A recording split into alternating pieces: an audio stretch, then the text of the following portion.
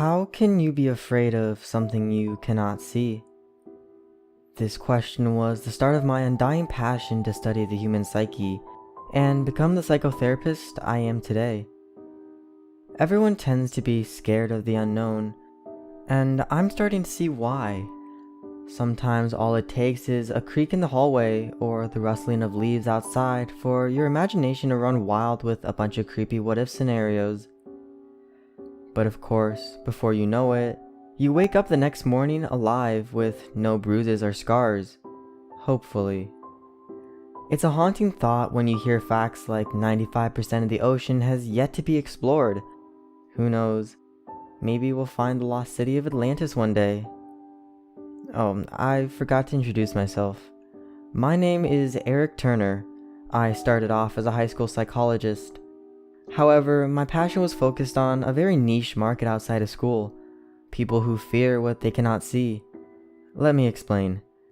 My clients consist of those who believe to have either been abducted by aliens or those who have been visited by some supernatural entity. It really is quite a fascinating experience, as a lot of my clients, who do not know each other in any way that I know of, tell stories that have similar points and imagery. Now, what's my role in all of this? I basically listen to these individuals talk about their frightening experiences with the extraordinary, give them some emotional support, and let them spill their minds.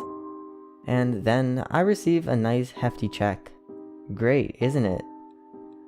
I remember this one older woman in her mid-50s giving such vivid descriptions of a night when she was visited by these horrible creatures. In her own words, I just turned off the lamp beside my bed and set my reading glasses down to go to sleep. After a few minutes, I felt a cool breeze coming from the right side of the room, where the window was left open. That made me quite puzzled, as I could never keep the windows open during the night. I was about to get up to close it when I saw them. These dark, towering figures standing at the foot of my bed, looking at me with their big all-black eyes. They were very tall and I couldn't see clearly, but it looked like they didn't have mouths or noses now that I think about it. One of them reached out its long, unnaturally thin arm towards me, and I tried to scream, but for some reason I couldn't. I don't remember anything after that, but I'm sure I've been abducted by aliens. I'm positive. Unless this woman was tripping on some good stuff.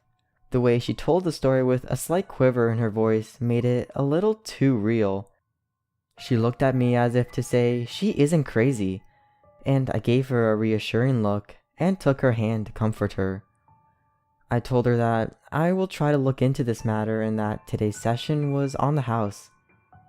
I do that sometimes when I see that they're visibly shaken. It's mostly because I know they're just delusional, and I feel quite bad, honestly. Their poor minds playing tricks on them during the night. It's a common trait amongst my clients, as they all have similar descriptions of what these supposed aliens look like. The power of Hollywood. It's pretty amusing to me, in fact. I don't see any of those descriptive features looking back at me in the mirror. Hey guys, if you enjoyed the video, make sure you give it a like and comment telling me why you enjoyed it. Feel free to subscribe and hit the bell notification to get more videos just like this. And as always, have a good one.